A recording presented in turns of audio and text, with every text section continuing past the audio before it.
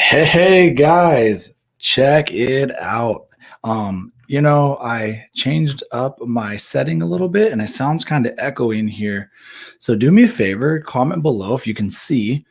And let me see if you can hear me right. Everything sounds good. I tried to do some testing early and it sounded all right. So if it doesn't sound good, let me know. We'll see if we can fix it.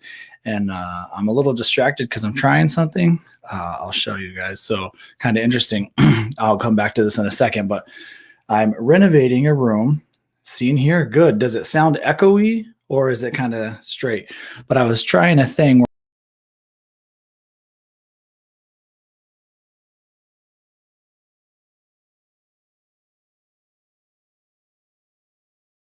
where this. So I don't know. Something I'm trying to do too different than before. Does that mean that normally it sounds shitty? I don't know. Hey, good evening, everybody.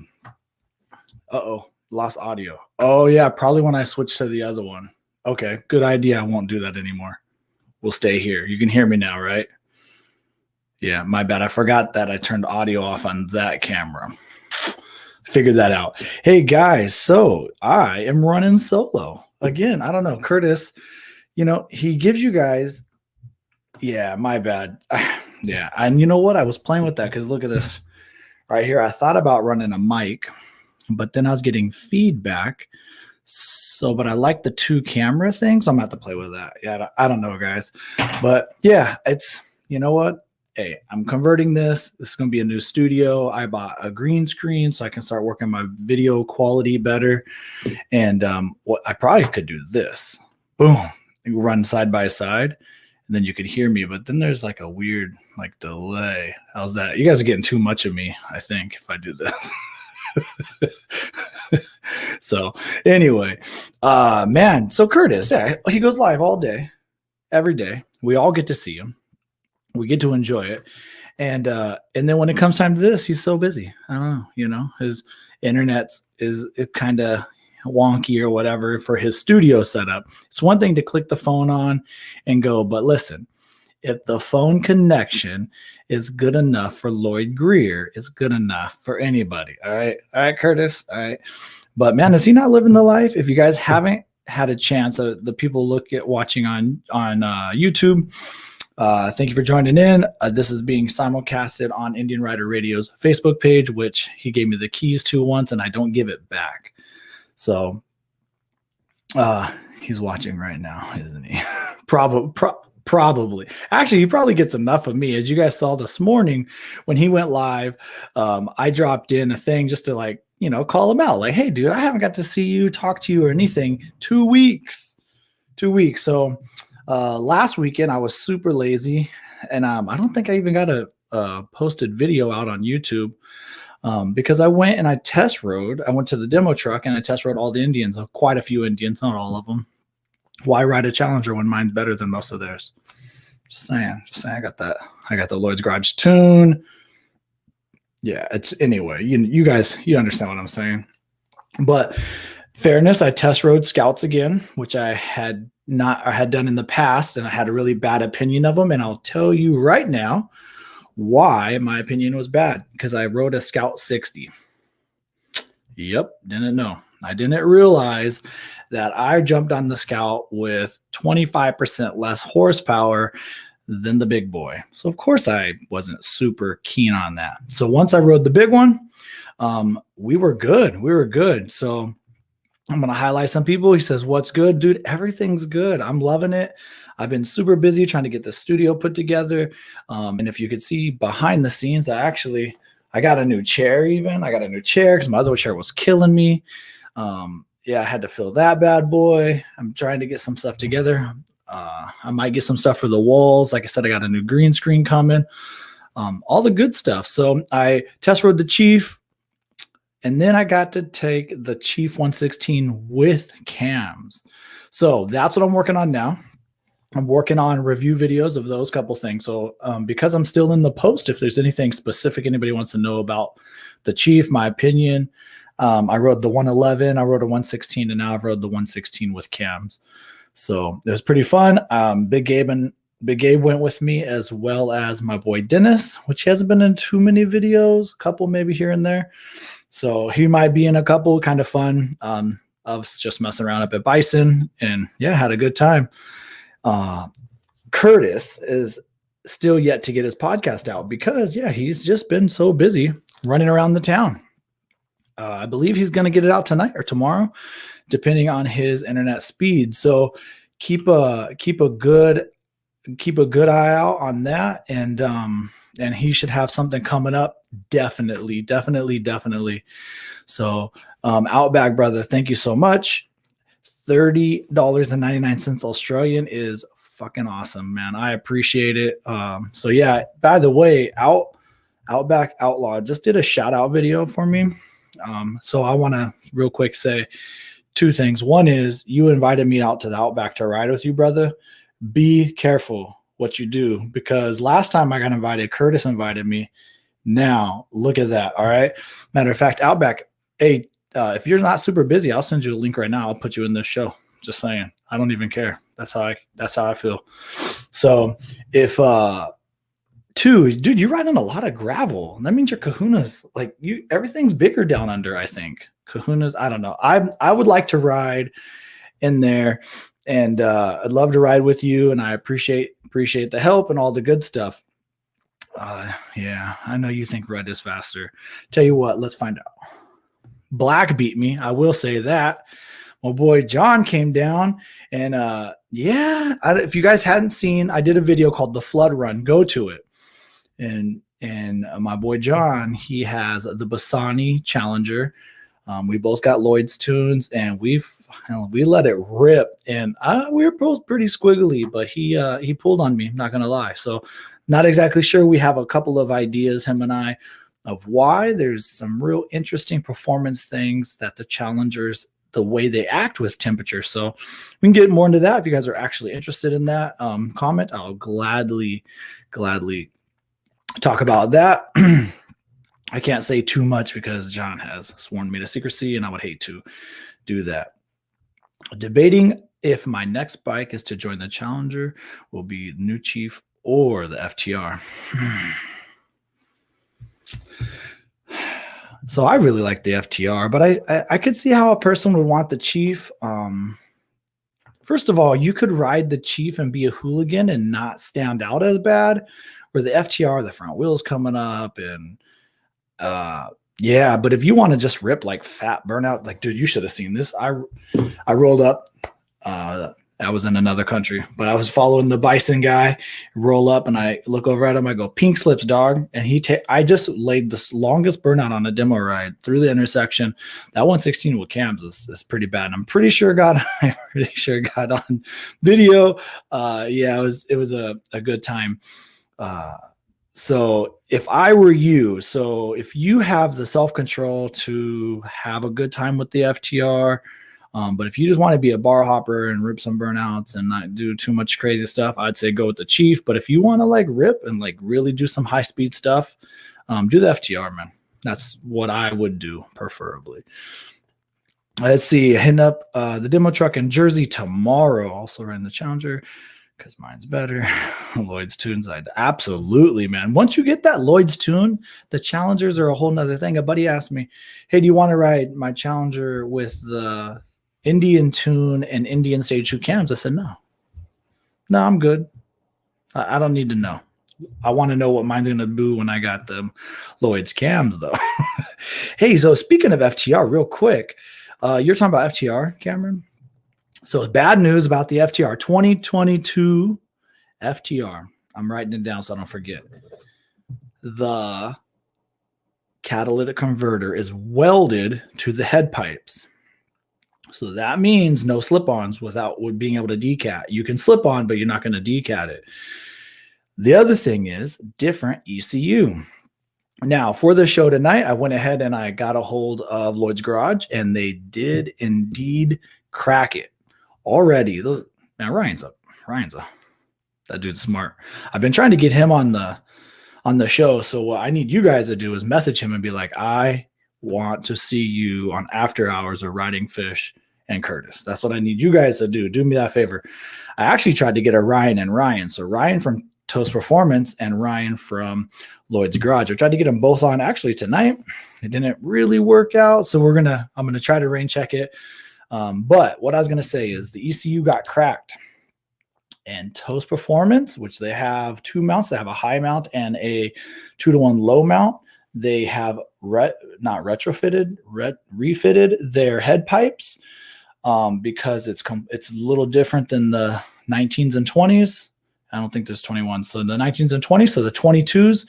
So Toast Performance has a 2-to-1 low mount that you can get. And it sounds like it's getting some pretty good power on Instagram and stuff. There is some dyno graphs. I can't remember. I should have wrote it down in my pre-game notes. Pre-game, that's what I call it. So, so Cameron, if you do go FTR, the 22 FTR, just know that your exhaust options to decat is out there. Toast Performance has it, and Lloyd's Garage has tuning capability. It is the V6 flash. So you have to send it into them and they'll take care of you, which is what he's doing with all the challengers. So we're good. You got the green wrap. Yeah. Side dump. Hey, Rob, what exhaust do you have for the side dump? I'm not very familiar with it.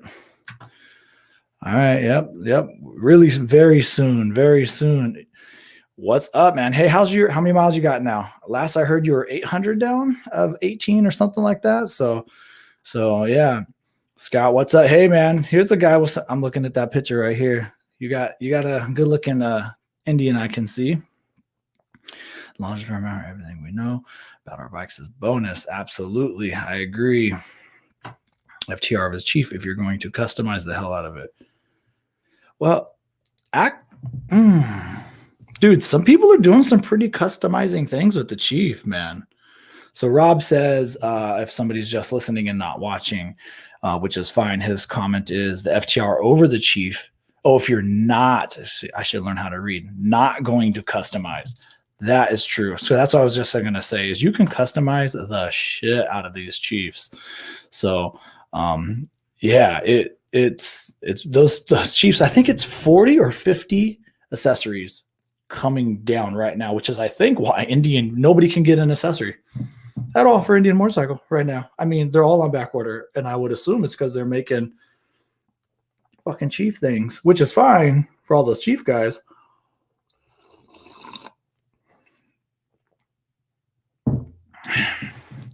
So I rode my Challenger Outback. I rode my Challenger in 112 degrees Fahrenheit last summer, and it did fine.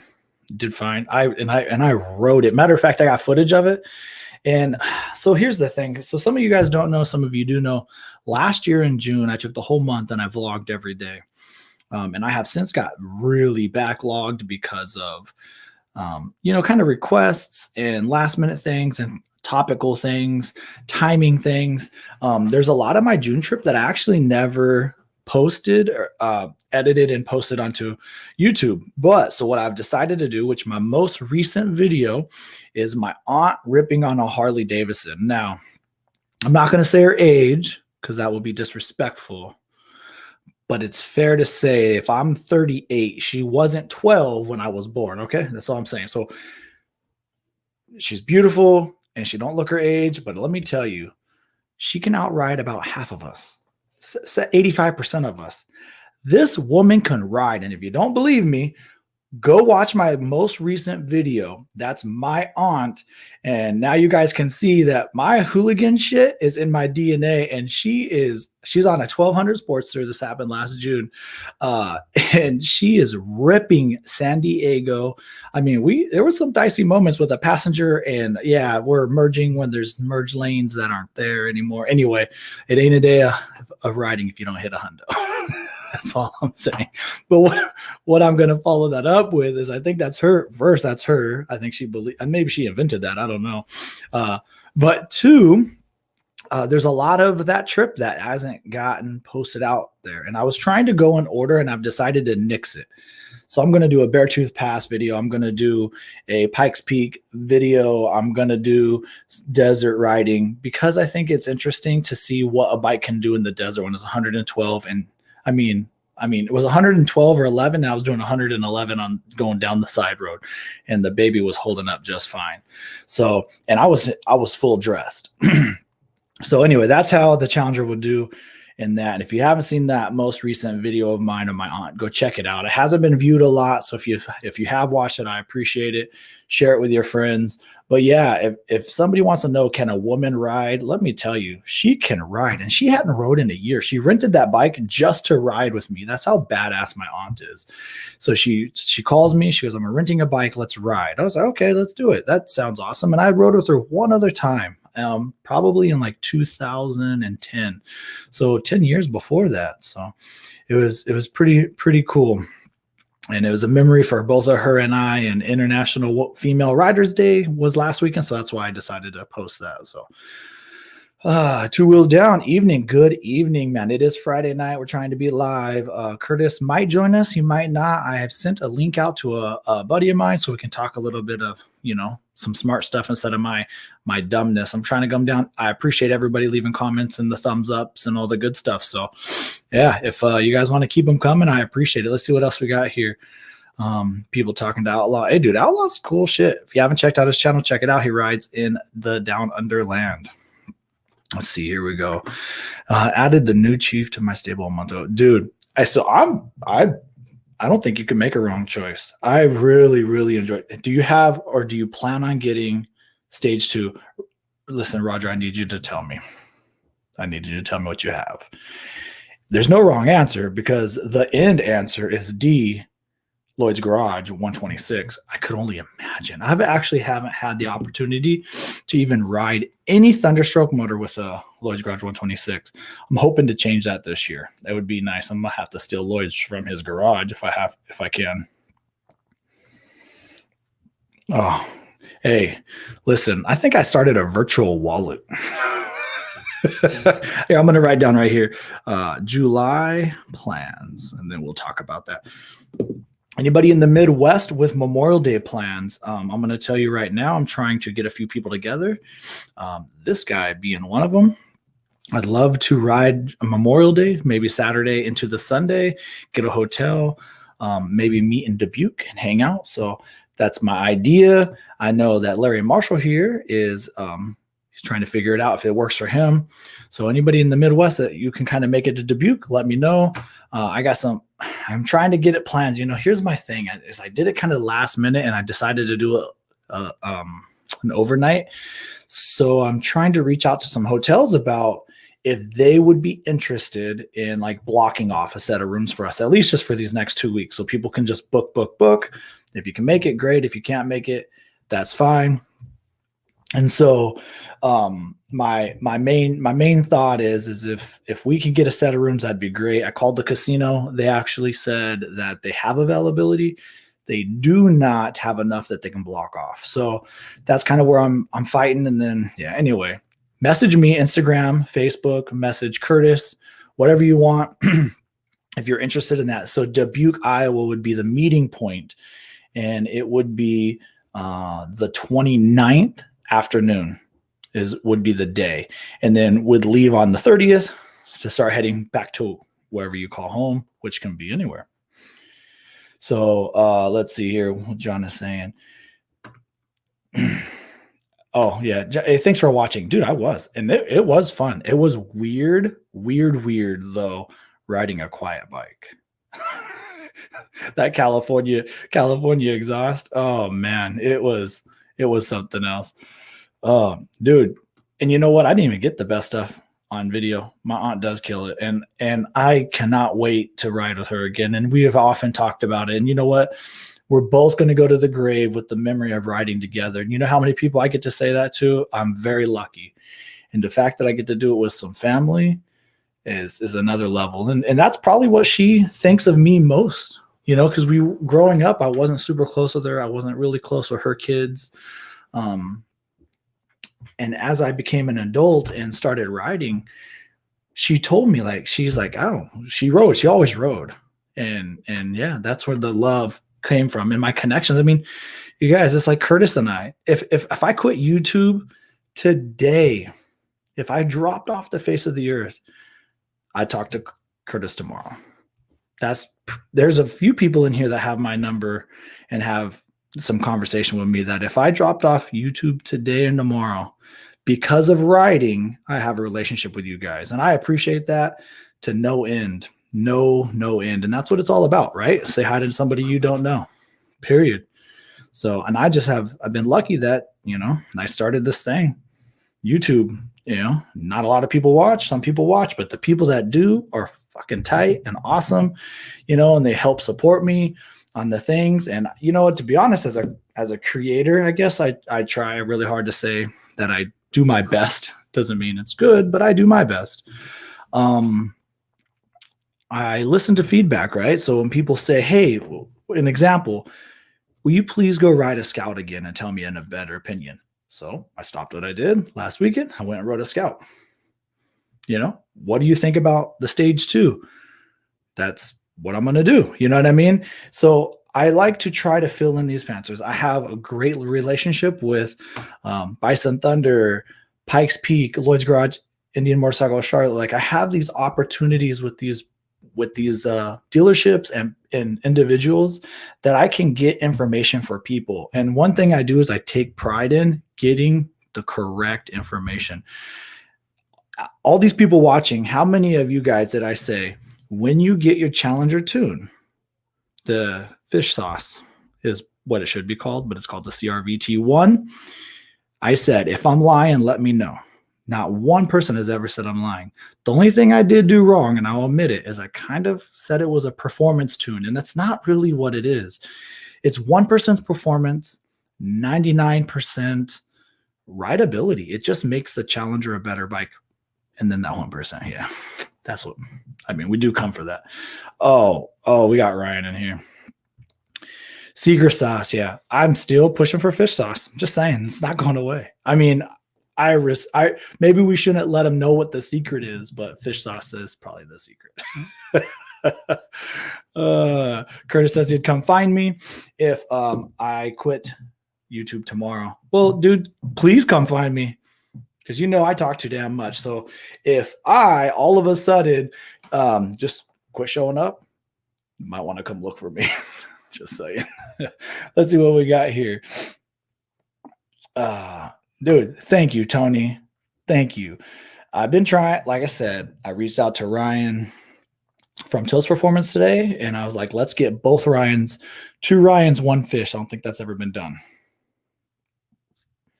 I don't know. There's a lot of videos that are like 2s and 1s, but anyway, Curtis likes to keep this, mostly family friendly. So since he's in the comment section, I'll go ahead and leave it that way. 2 Ryans, 1 fish. If you want to see that, give me a thumbs up because I only got a few of those. So that would be an easy way. So Ryan, you see that? The people are calling for it, bro. The people are calling for it. They need you on the show. CRTV. Yeah. Yeah, so Curtis got to ride. By the way, he picked the color, just saying, white, which is crazy to me that is for sale. So as everybody knows, the inventory of Indian motorcycles right now, they are starting to get scarce. So if you're on the fence for trading in your bike, or a buddy or friend or a female friend that is thinking about getting a bike, and they have like an opportunity like an Indian Motorcycle Charlotte where they have a white Challenger, especially used. I don't know. Mine has almost 17,000 miles. I think it's about time for me to trade it in too. Saying, beating the shit out of that. Nobody wants that though. No trade-in value. Never been raced. It's been babied. It has been maintained every second perfectly, but it never even bounced off the red line. Right, Ryan? Ryan's good. Dude, he really does know his stuff. I keep telling him that every time we start talking about like really specific stuff, I think you can see the smoke come out of my ears. That's all I'm saying, because it's like a foreign language. Now I'm starting to like understand the foreign language. I'm getting to it, but yeah, it's like learning it. So listen, I agree with you. But if me and you, Larry, so V-Twin Blog is Larry Marshall. He's a good friend of mine from the Minneapolis, St. Paul area. We both go to Bison Thunder for our stuff. If you haven't checked out the V-Twin blog, you need to do it. But I'm about to give some inside information, so just follow along. Traveling Tall is a friend of mine and Larry's. We've been talking mad trash to Traveling Tall. So let's do some performance stuff to Ruby. Let's get her going so that when we show up to Traveling Tall, we could bust their ass and be like, yep, Indian Motorcycle brought it. Let's see. Okay. F-bomb. Yeah, there we go. Yeah. Tony's going to hit you up about being on the show. He says Curtis says the bike is awesome. Dude, it had to have been. Well, when you have a big old fat girl like that and you can pull it up in second, there's something to say. That's all I'm saying.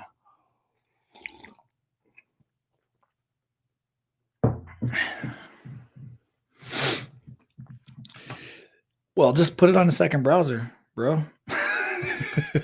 It does. So yeah, I mean, you guys are going crazy over here on the Facebook side. You know what? I don't care where you watch it, as long as you watch. Join in on the fun with me. Oh, you know what? Lloyd sauce, Seeger sauce. I think Seeger sauce is kind of like their thing, but you're making good points, but I can't handle good points, so I'm gonna just take your comment right off the screen. Yeah, I don't like good points. I like fish sauce. Matter of fact, I should have did a damn banner that says fish sauce. So next week, Friday, right here, I promise, there's gonna be a fish sauce banner right here.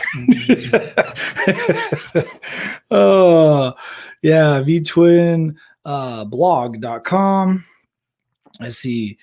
Welcome to the back of the bus with the cool kids. Yeah, let's see here. Blog, yep, we fixed it. Oh, hey, dude, listen. I'll put the link in the comment section. And if somebody wants to be on the show, you can come on the show right now. Here. I'm not sure you're going to be able to copy and paste this very easy. That's not the right link. Give me 2 seconds, guys. Shit, let's do this. I don't care. I can always kick somebody out if I needed to. All right. So if you can copy and paste that somehow, that brings you into StreamYard. You're more than welcome to join me right now. If you really want to be on the show, message me here a way to comment or get to you, and we will get to you. Oh, bro, hang on. You need to hold on. If you had the extended reach seat, I could just imagine your feet just dangling. But talk about seats. Has anybody heard the fact that the climate controlled seat is coming out for the Indian motorcycle? Has anybody heard that? Let's talk about that next. Brave Wolf Customs presents the Lilith Challenger, a custom 2020 Indian Challenger limited. Go fast, don't die. BraveWolf.us. Brave Wolf Customs. Hey guys, it's Amanda from Indian Motorcycle Charlotte and Lloyd's Garage here.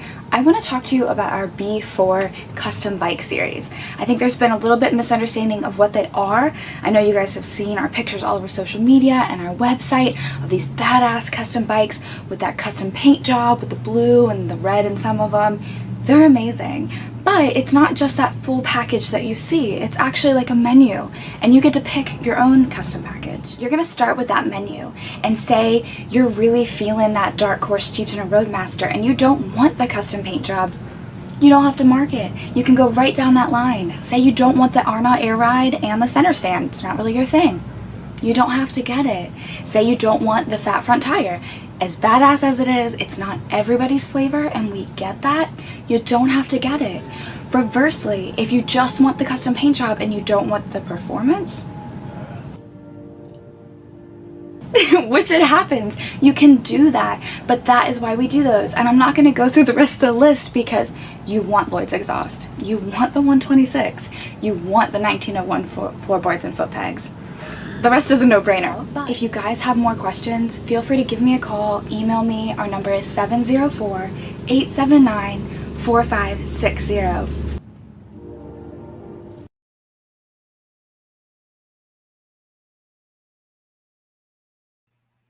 My boy Kevin says, "You say what?" That's how I read that. I don't know. That's how I read it.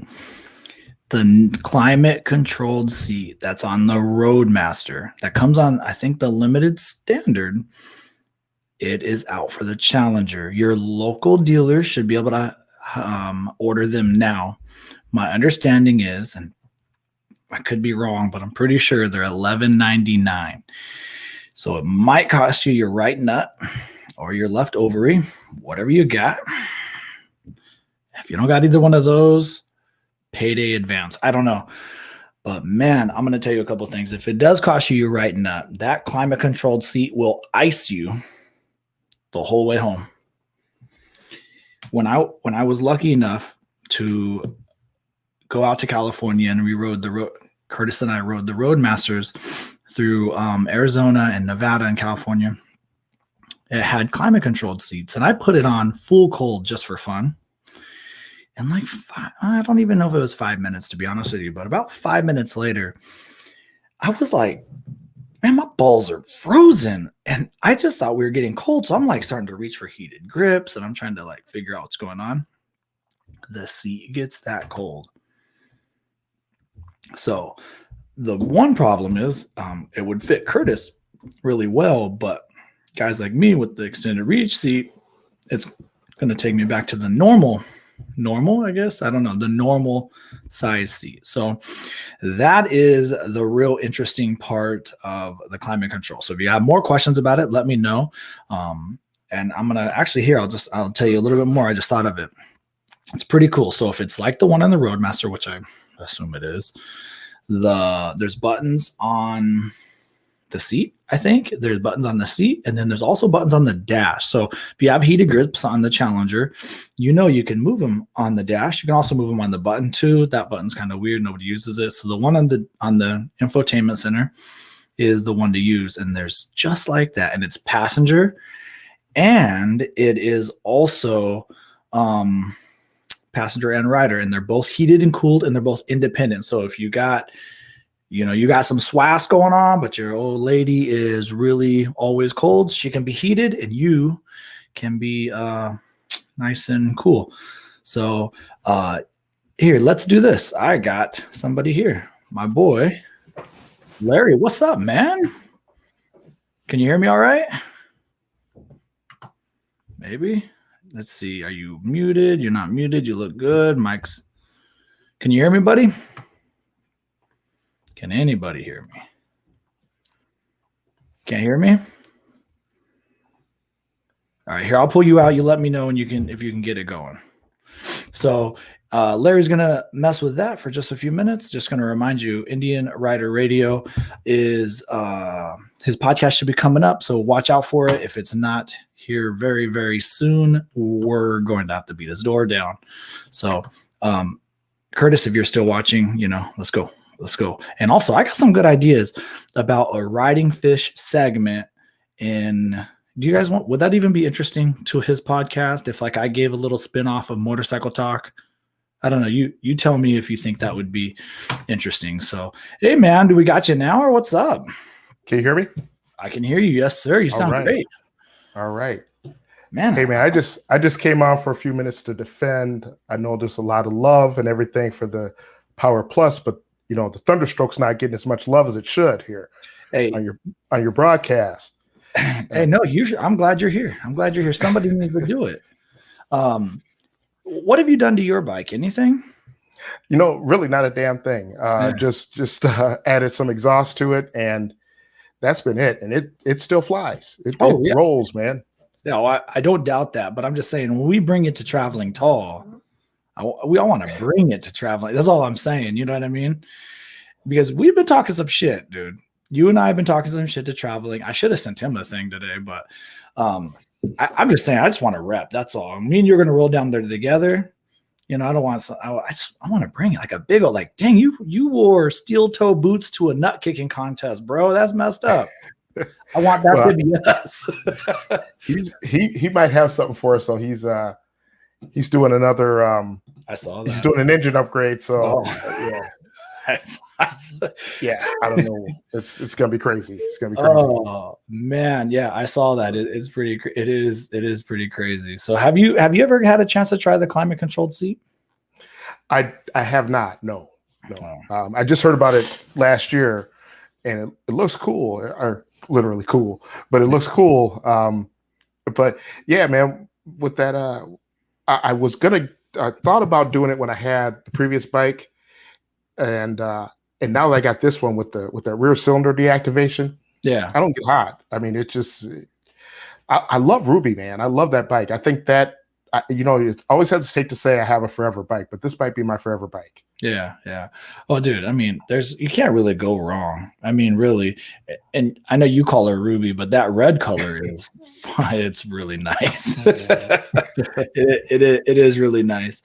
And no, I need Thunderstroke people to keep me in check. So you never got back to me. I'm putting you on blast right here in front of everybody. How busy are you Memorial Day weekend? Are you going to be able to escape that Saturday? Unfortunate Memorial Day weekend. I found out we have a cabin rental that we're doing that weekend. Where's it at? So maybe that's where we should all stay. Southern Minnesota, actually. But should we all stay there? How many people can you put up? 20? We just start pitching tents in your yard. As many as show up, baby. As many as show up. Just come on down. Be careful with that, man. Be careful. Maybe we'll swing by. Maybe we'll swing by on the way home. See, you guys don't have to worry about me. It's the missus that you got to worry about. Well, I'd love to meet her. She's more of a stabber than I am. She has to be a tough one to deal with you. I already know. So let's see what we got here. I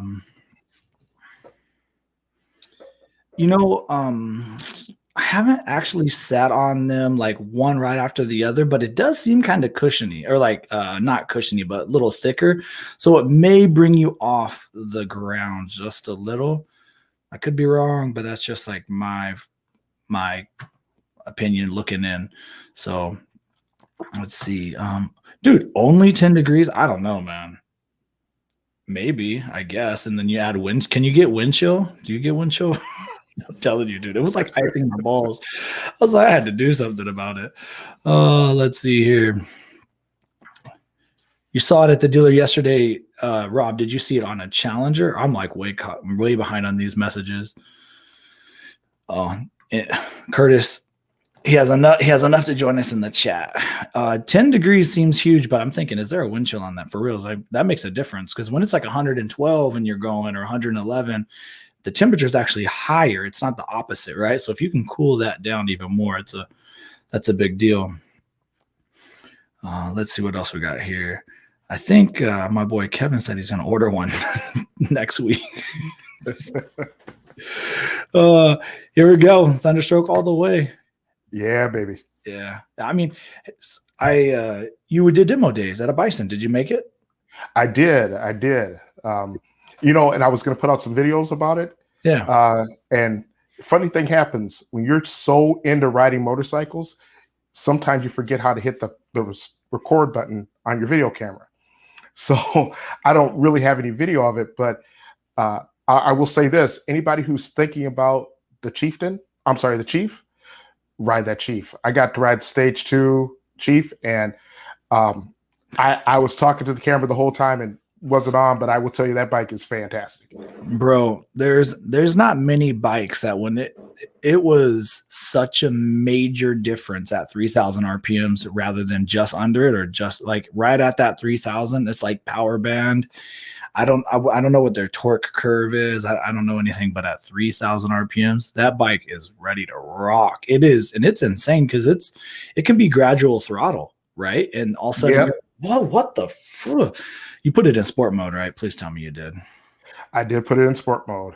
You're my man, dog. And I also, for anybody too who's thinking about that new FTR, man, holy hell! I rode that new FTR, and I had to take it out of sport mode.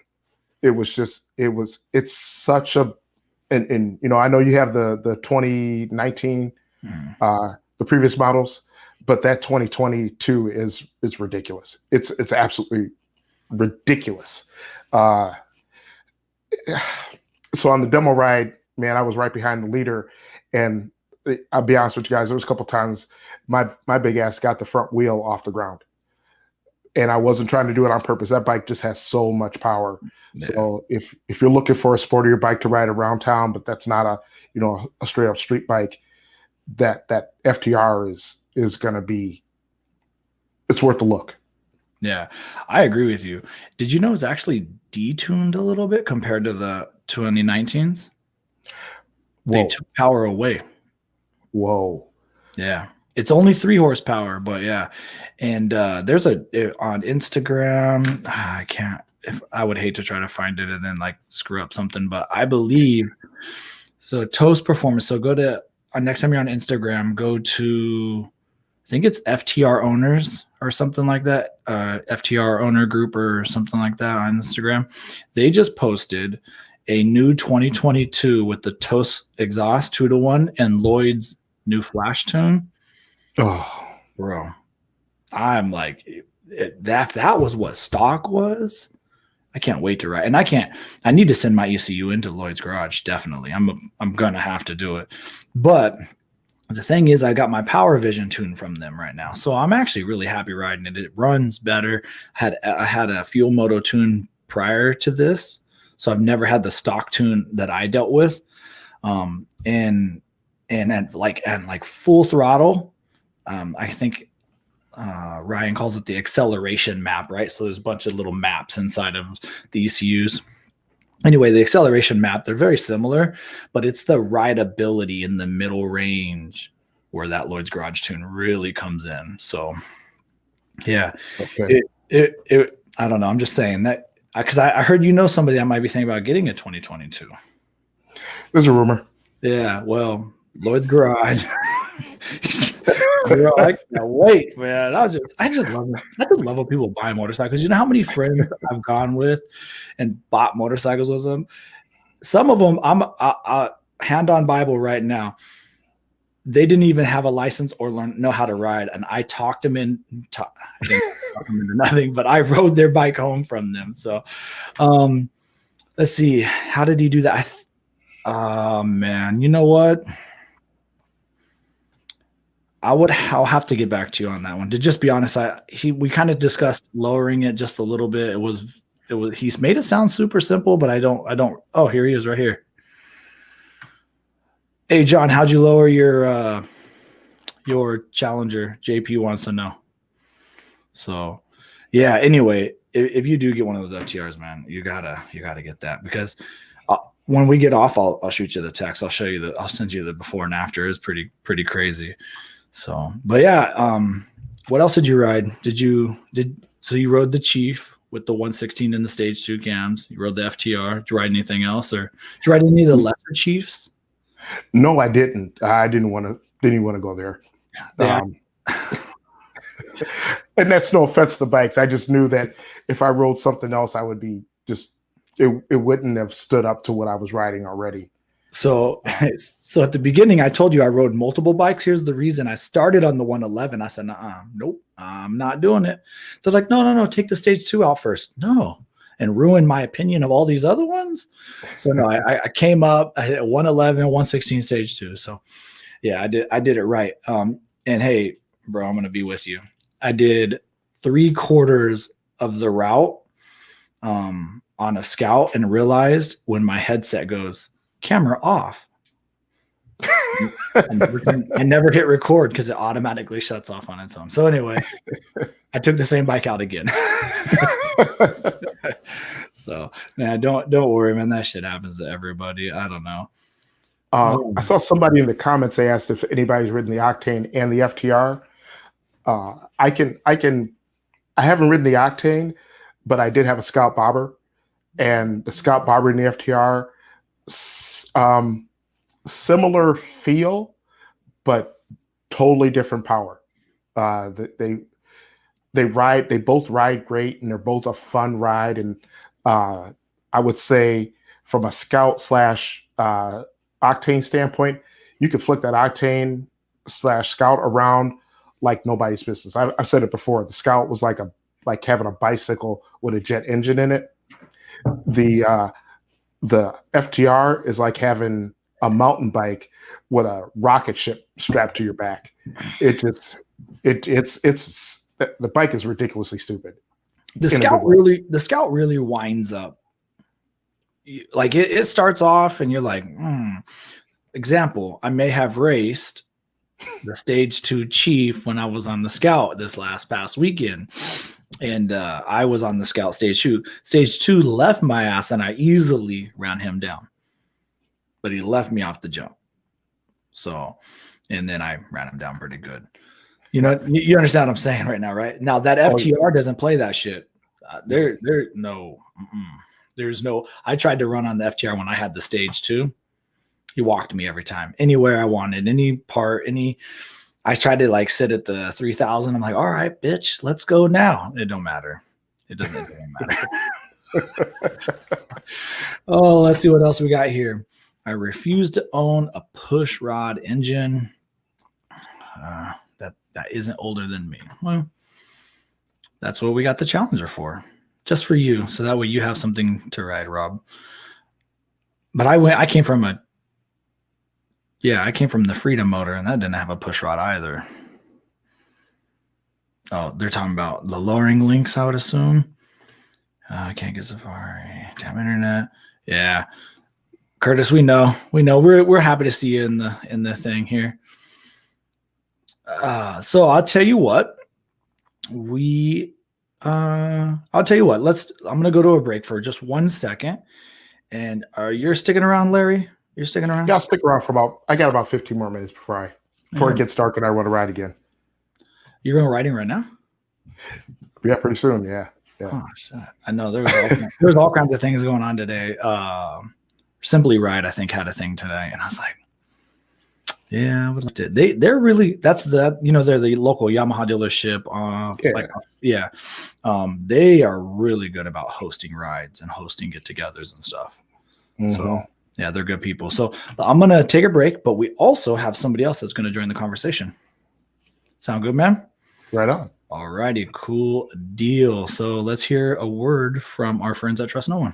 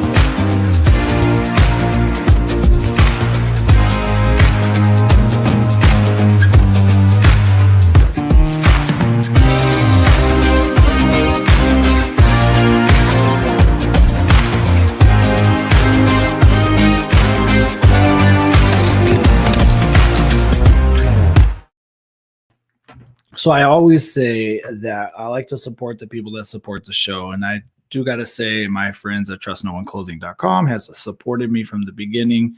And I don't know if you know this, but first I'm going to let a little cat out of the bag.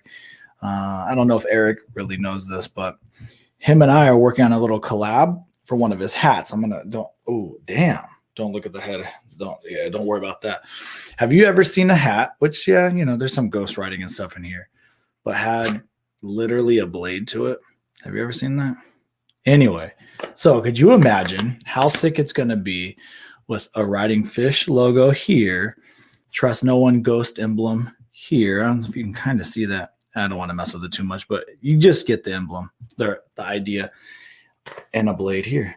So anyway, that's Trust No One Clothing. It's pretty cool. I think Riding Fish might be a discount code for them. It may have expired. There wasn't like a definite when that was going to end, but those guys have been cool. I got to hang out with them at the Dirty Rotten Biker Fest. last weekend, which by the way, I think I might do a video, kind of show some biker games. It's amazing watching these people doing things on bikes that are just ridiculous. So, you guys know my good friend here, Larry, and Larry, I don't know if you know, 2 Wheels Down. Cheers, man. How you doing, man? Not bad. Friday night in Quebec with curfew, so I got nothing to do. Popped in, was looking at everyone's lives, checked you guys out. I think this is the second time I've seen your channel, and you put down the link. I was like, I'll come say hello. So. Yeah. So then help us out a little bit. So I know of your channel a little bit. So where are you from? What do you ride? I ride the Fuji camera of motorcycles, the Vulcan 900. I love them. I don't mind. Channels me and my wife. We're doing good. We just started, so for starting channel, we're doing pretty good. I'm pretty happy with it. Yeah. Getting to know everybody in the community. Everyone's been. I don't know if I should swear or anything. I don't know. Cool. Do your thing. The boss isn't here tonight. So. Yeah. And where do you live at? Where do you have? You said you have. I'm Montreal, Quebec in Canada. Are they still telling you what you can and can't buy at the grocery stores or the WalMarts and shit? No, that's done. But that was the problem was more like they were the big box stores. In order for them not to make profit because the smaller stores were closed, they made a rule that was only essential products that you can buy, and that was like just to be fair to like all the little mom and pop shops that weren't allowed to open up. So it was like, you know, they didn't want Walmart and all those stores like making all the profits, and little mom and pop can't be open, which I kind of a little bit agree with, but not fully. But yeah. I'm more on one line. They should have had everybody open. Like no one should have been fucking closed to begin with, and it should have been just, you know, like what Australia kind of did, where they just closed off the borders to everybody and said, listen, we're going to take care of our people for now, and that's the way it's going to be. And instead, you know, we did it the other way, where we were fucking our own people over, and you know, I don't. It's hard to get into. I don't know, but it's a pretty touchy subject. Real quick, so India has it real bad. I was supposed to go to India in July, and I've been saying here that I'm going to talk about my July plans just a little bit. Larry, you got big July plans? What's your July plans this year? You know, I actually just So I'm sorry, guys. I'm going to give you a little bit longer story than I should, but I actually found out I have 2 older brothers that I didn't know I had. Time out. This is why I bring you on the show, because you talk just like I do. Okay, time in. Go.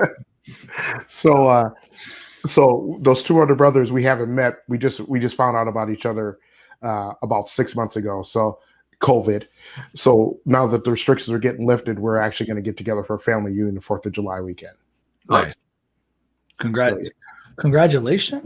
I mean, this is great. This is great. You're happy to hear that you have a couple other. I mean, listen, I grew up as an only child, so I had no idea, man. Oh, wow. An only child. Now you're like, well, God damn it. I could have been getting my ass kicked all those years. See, exactly. I was the biggest brother. Exactly. And so the best part about it is I constantly send them videos and pictures of my motorcycle, and they just love it. So yeah. And I think you said they're a little older than you, right? Yeah. They're about 17 and 19 years older than me. Okay, I think privately you had told me that they were quite a bit older. So they don't ride then. No, they don't. But we have a cousin who's heavy in the motorcycle scene. Okay. He's out of Colorado. So I've already talked to my cousin about getting together and meeting up at Sturgis or riding down to an event called the Roundup. Okay. What's Roundup? Just because I have no idea. So the Roundup it's called the National Black Bikers Roundup. They hold it around the country, somewhere every year around the country. Usually it's like a week before Sturgis.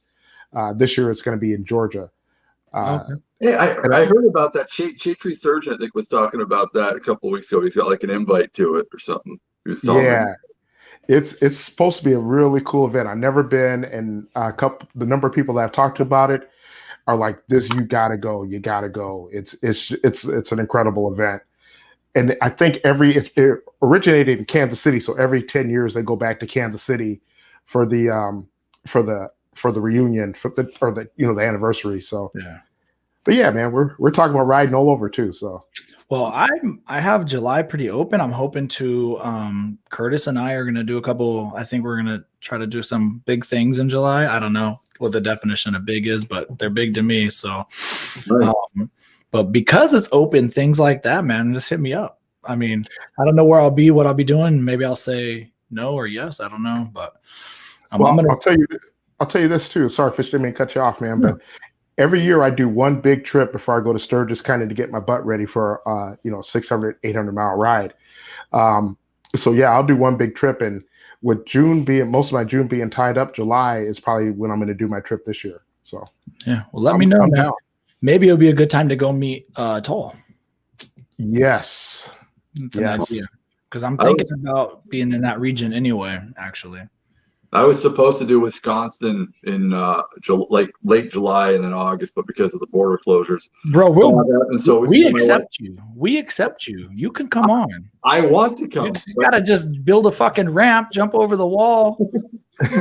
I want to come, but instead I'm going to do Pierce Rocks over. Just me and the wife are going to ride down to Nova Scotia. It's her first year with her license, so she's not got it yet, but she should be having it on the 17th, her final exam. Oh, that her first ride, so it's about a 10-day trip back forth. So we're going to be doing that. Go check out Pierce Rock and all the bird sanctuaries and shit. But it's mostly for the riding because you're riding right next to the Atlantic Ocean, and literally like the road is literally here's the Atlantic Ocean, here's the road. So the waves crash in and go like over into the road and shit. Wow. It's insane. I really want to do that. So no, that sounds awesome. That does sound pretty cool. What part of Wisconsin were you going to go to? That's because that's like our neck of the woods. We're from Minneapolis, St. Paul. So, right. Well, the whole point was it was a practice run to hit Wisconsin because it's not that far for me. It's about a 12-hour ride total from Montreal. Well, you guys know from the fact that you're from Minneapolis. The point is because I want her to hit Montana with me in the 2 years, but she's a brand new rider, so I want to test her out first on a smaller run. The point was go to Wisconsin, go check out some breweries, go check out the Harley Davidson Museum and the rest of that, and then after the year after, do all the way to Montana, and then go up Montana into BC and do like the Rockies and everything, and Alberta, and then come back. So I've done a lot of long trips. I've done the Route 66. I've done to California twice. I've done to Boston, Chicago. I've done them all, but she's new to it, so I want to ease her into it. Oh, of course. What is she going to ride? Well, she's got the mini version of what I got. I got the 900 cow. She's getting the 650. But the 650 is a faster bike because it's a Ninja engine in there. So it's actually it's a speedy bike. I rode like everyone was like, some people were like love the power. Like if you look at John's Motor Garage, he loves that bike, wheelie it and everything like that. Then other people, I don't want to name names. Their channels are kind of giving them bad reviews because they're kind of sided up with another company. So I honestly, I rode it. The bike is fast. It's like a little mini. Best way for me to describe it, it's like a mini version of a Ducati Denali, Diablo, sorry. But like the linear version of it. So it's like a cruiser with a race bike engine. Okay. Or a way less powerful VMAX, like much less powerful, but still kind of. Never mind. Take it back. Don't even compare it to the VMAX. Yeah, that's a boss bike right there. Yeah, that's a boss. But it's a fun bike because it's so skinny. You can like lean into like corners, like really high end speeds, like you would like on a sports bike. Not like on a cruiser where you got to take it careful because you're going to scrape down, but. That bike begs to be leaned in at like 85 miles an hour, no problem. You're like leaning in because you just feel so stable and secure on it because it's so tiny. But I don't know. It's not like a big cruiser, it's weird, but it's a fun bike. Yeah. No, I mean, dude. I mean, you can always change, but you don't. Yeah. I mean, you guys sound like you got it going on, and you put some. Well, I've been riding 9 years. I've tried to prove that you don't need, and it's not anything against them. My plan is to get an Indian Springfield in 2 years once I've saved up, but I still wanted to prove to the world that you don't need a massive bike in order to tour. I've done them on my C50T for years. I've now been doing it on my Kawasaki 900 for years, comfortably, happily. Yeah, you don't have all those extras that you would have like on a large displacement bike, but that's normal. You're spending $40,000 compared to spending $8,000 to $9,000. So your bike better be better than, like, I love when people are like, well, my bike's, I'm like, yeah, you spent $40,000. Your bike better be better than mine, dude, or I'd be really disappointed for you. You know, like I spent 8 on mine. You spent Oh, 6, yeah. you know? Hey man, I spent, I think my first 3 years out to Sturgis, Yeah. I did it on a 800 C50. Yeah, the C50s. I think, I don't know how many riders started with the C50 because it's for us like guys that are 6 foot and up, because we can't start on those little bikes like the Bolts and all those things because your knees are like up in your chest, so you need something big. So it's either you got the Kawasaki Vulcan or you got the C50. Seem to be the 2 bikes everyone starts with. Yeah. The only thing I hated about the C50, I'm gonna tell you, was the drum brake. It used to like piss me off because doing corners on that shit was scary. But when it like press on the brake and it just like fishtail, even on dry weather, that thing would fishtail out. Be like, Jesus Christ, to make sure it was warm all the time. But other than that, I love that bike. I put like a good 60,000 miles on that 800. Oh yeah. Yeah, it's a solid bike, man. It's a good utility bike. It does everything pretty good. Yeah. Nothing great, but a lot of things really good. Especially not corners. I will say this too, though. My riding it out, I think it was my last year riding it to Sturgis.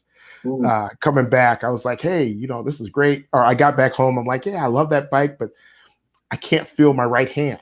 Yeah. And I lost feeling these last 2 fingers for like 3 weeks.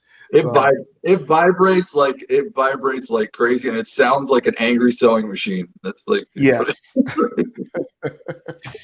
You know, people ask me all the time, how do I get over the sewing machine sound of the Challenger? And I'm always like, I didn't understand what they meant. So a guy literally sent me like a 10-second clip of a YouTube video.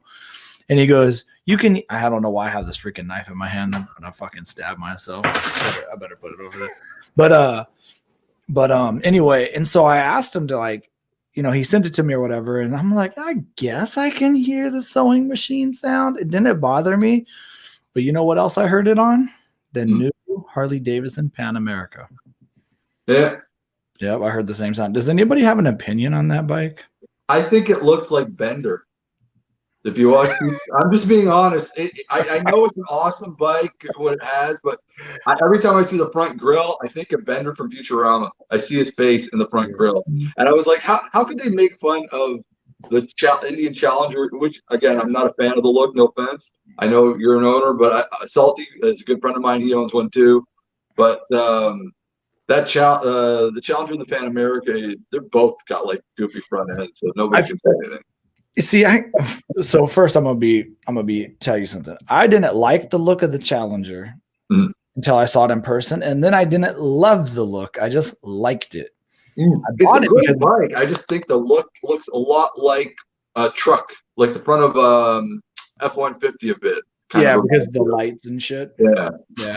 So I feel like the Pan America, they took the Road Glide and shrunk it down. And it didn't work. I think that's what the look they were going for. I don't know if it is or isn't, but that's what it seems like to me. I just look at Bender's face. Take a picture of Bender and then put it up to it. It looks like his mouth and his eye. No, I see it once you say it. I see it. Yeah, it looks like Bender. Yeah, absolutely. So, but I love the other bike that they came out this year. The Street Custom.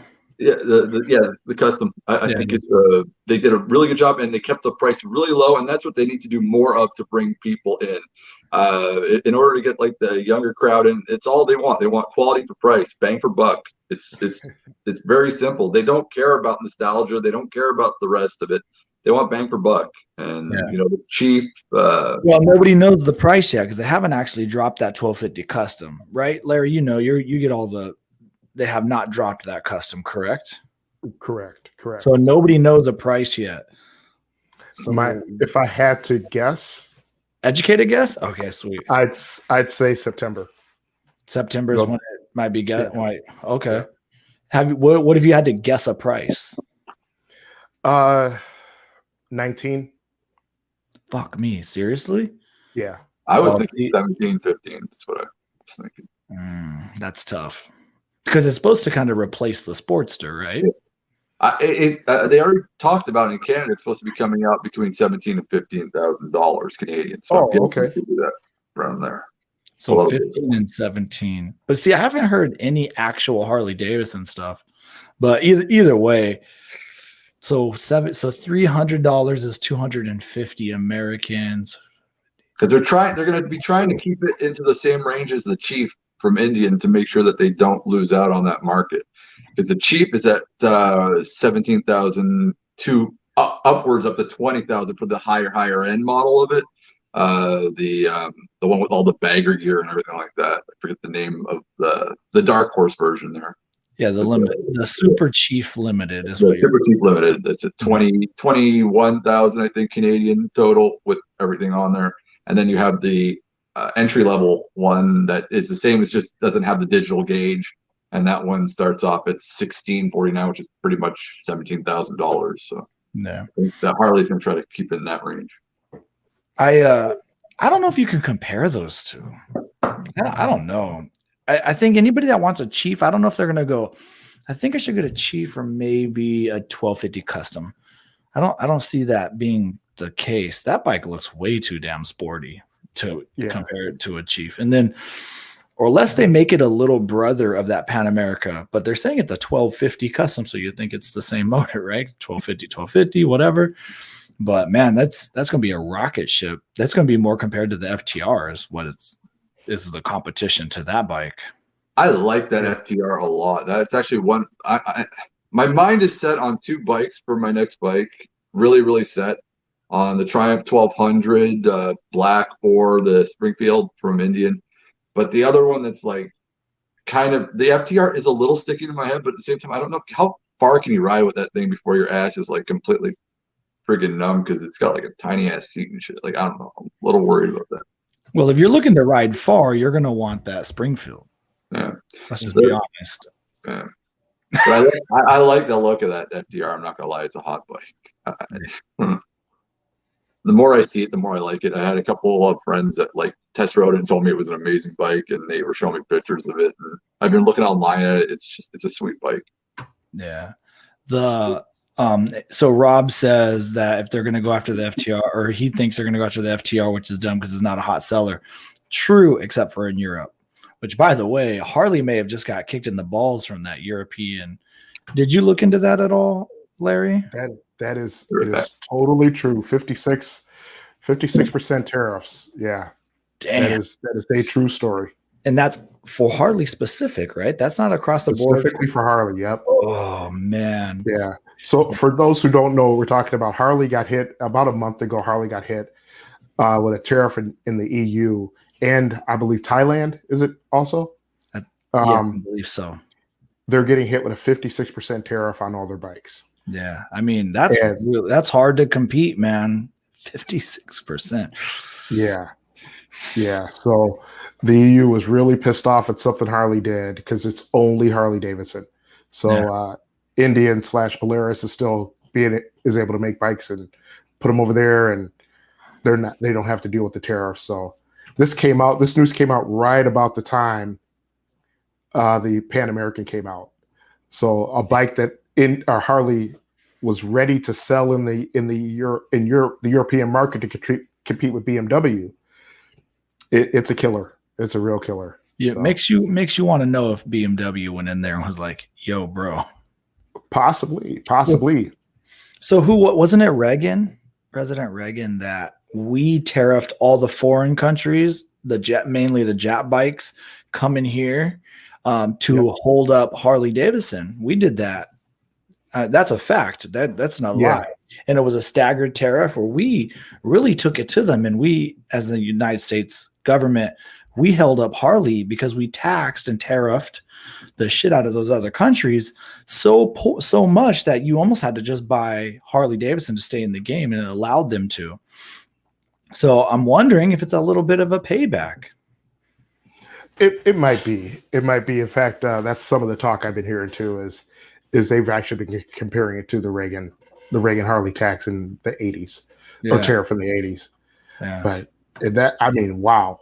So Harley now they're really going to focus on the North American market Yeah, I've been to my local Harley, and I was like, dude, how can I get my hands on one? I know they're all starting to kind of come around now, and people are riding them and stuff like that. But I don't know. I'm pretty excited.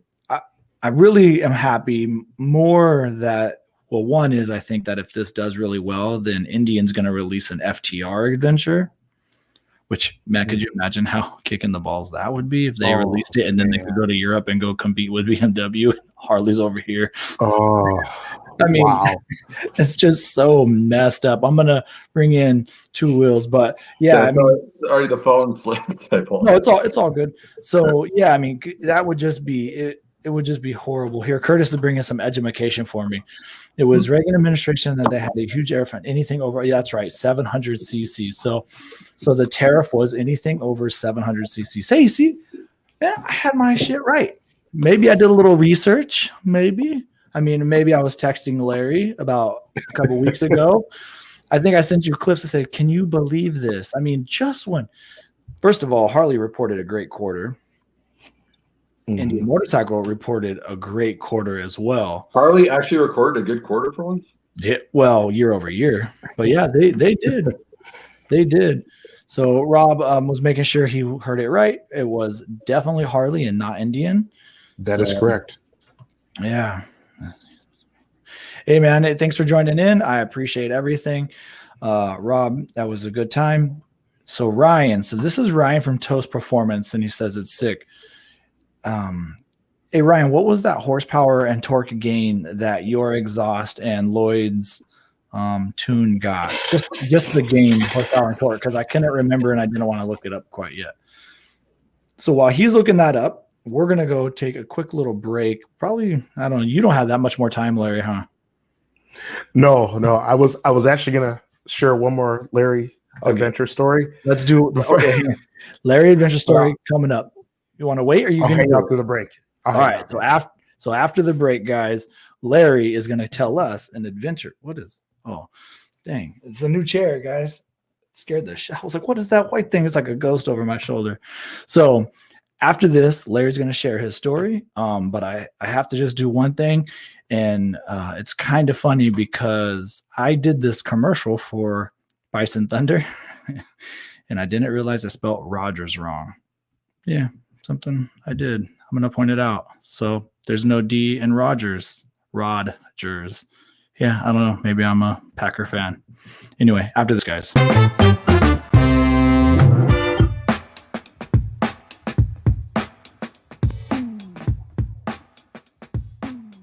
I'm in Bison Thunder here in St. Paul. They want to sell you a bike and help you build the bike. Yeah. Why wait till all the parts are on back order? We have special things going on that we put in our dealership in Minnesota. We're signing people out and they're not even paying for their bike for up to 4 months. Buy them now. Yep. No Worries Promise, which is lifetime powertrain. First 2 years maintenance and wear items are covered on all new bikes, the heavyweight. Bison Thunder here in St. Paul. Also have one in Rogers. All right. So that's where they are. Come to Bison Thunder, St. Paul. Home of No Worries Promise. Yes, sir. Peace.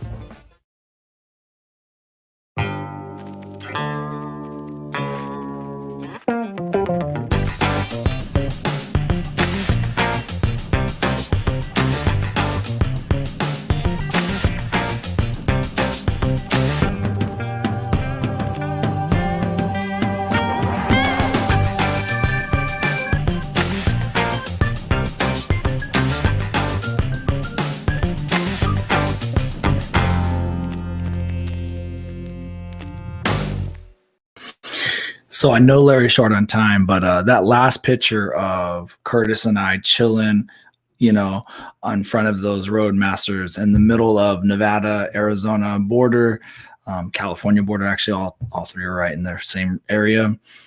More of that to come this year, July. You guys, we're going to do something. We're probably going to come to somewhere close to where you guys are. And I'm really excited to see what kind of adventures we can do.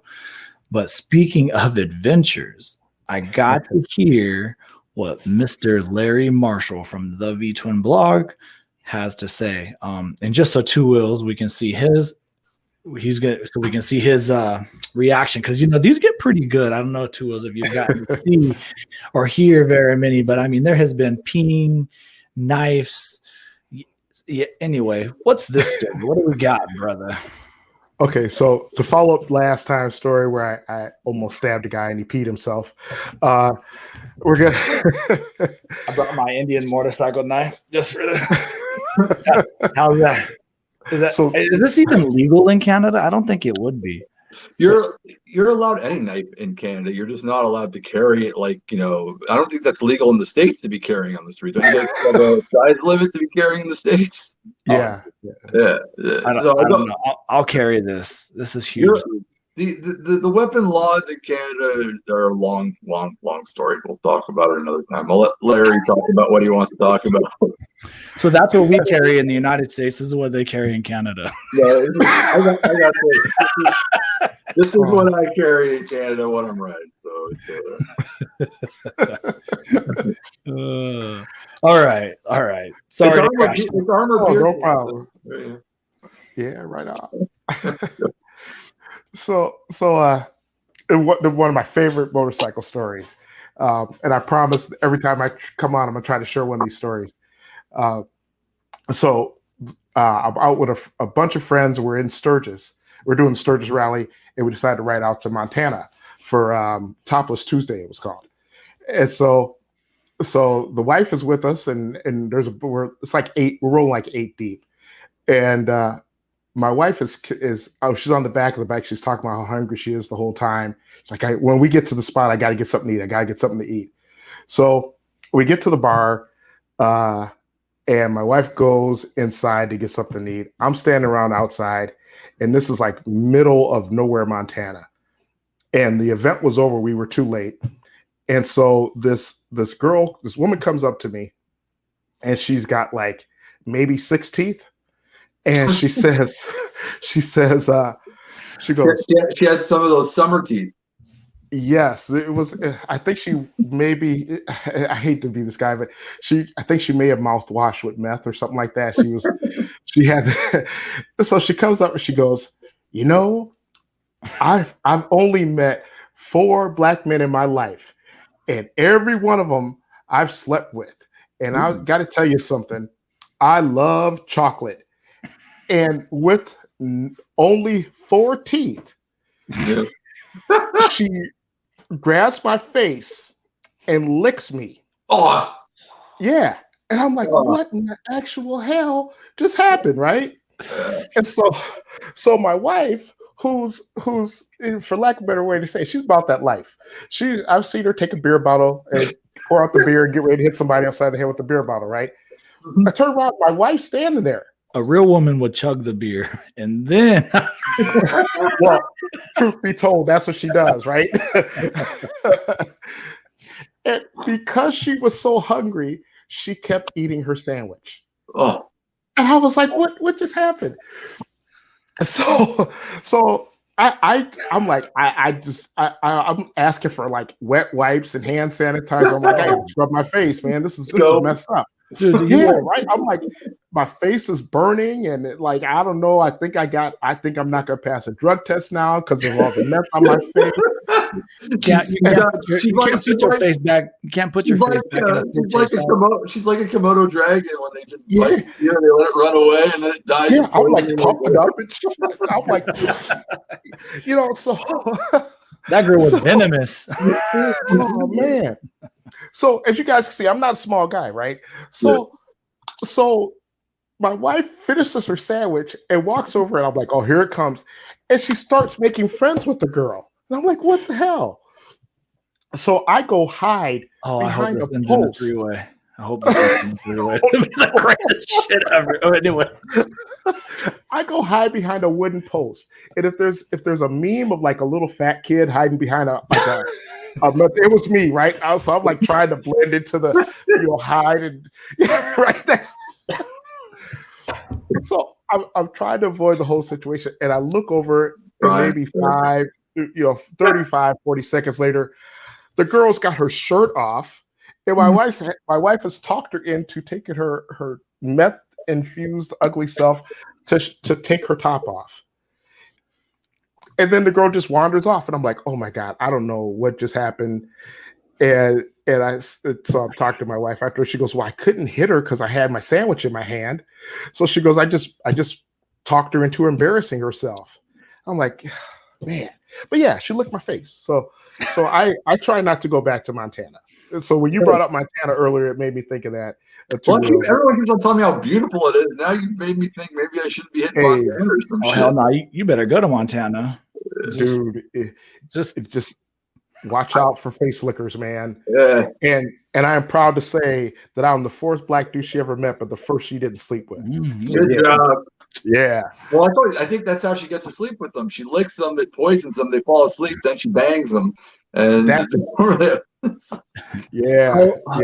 Hey ho, you ain't batting 100 no mo.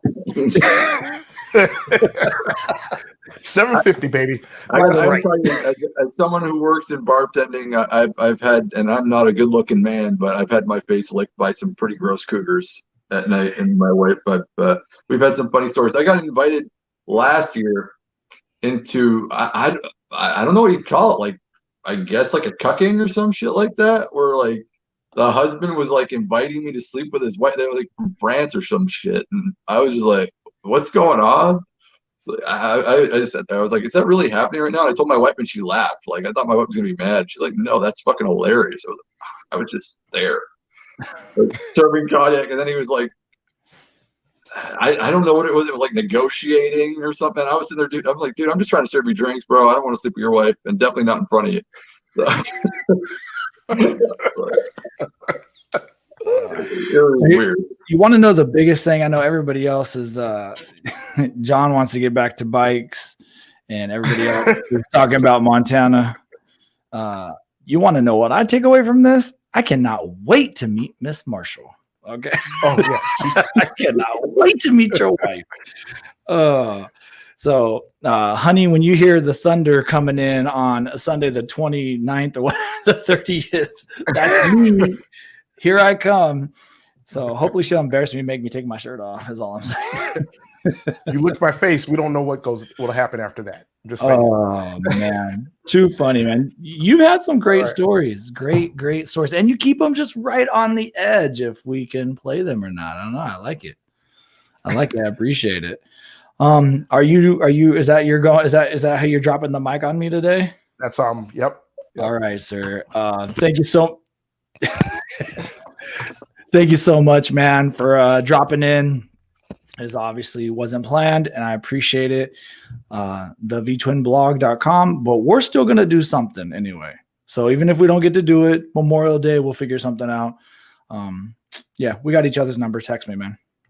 All right. Everybody take care. Have a good time. Thanks, nice buddy. meeting you, bro. Seriously. Oh man, he is just a fucking good guy. So I don't know how many of my videos you've seen, but I have a thing where I end my video with say hi to somebody you don't know. All right. Larry is the person that made me think about that. Wow. So I was in this like weird mental thing, and we were walking around the dealership, and we just made eye contact. I was like, "Hey, what up?" Or he said, "What up?" to me. I don't remember exactly. But afterwards I got thinking, because it was like an instant, like we were pretty good friends almost instantly, one of those things, right? Like, and I got to thinking on my way home, and I was like, you know what? More people should say hi. I literally stopped it to get gas, and somebody said hi to me, super random. They were like, "Oh, hey," I don't know if I was on the bike or the whatever, but he just said hi, all super random. And I was like, why aren't people saying hi to each other more? I mean, I did notice that, like that was one of the differences I noticed whenever I do traveling, and not really in the eastern part of the United States. I think eastern and like northwestern are pretty decent, but when you're going more southwest, I've noticed people don't really like saying hi to each other as much. Yeah, it's something, but weird. Especially us people on motorcycles, it's we have something in common already.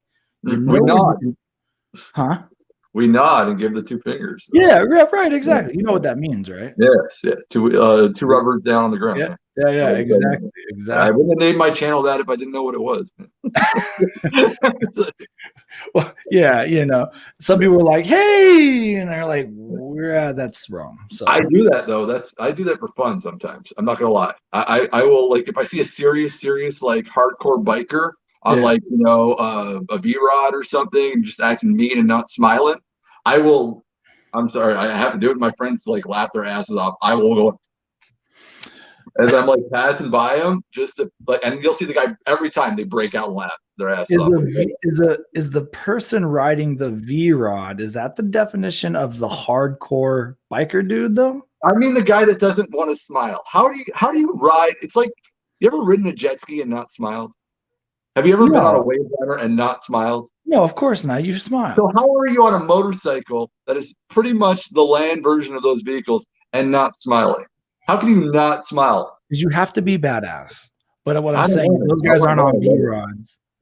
I always tell people say like, Swami, what's the difference between you and other bikers? I say, honestly, I love bikers. I love biker culture.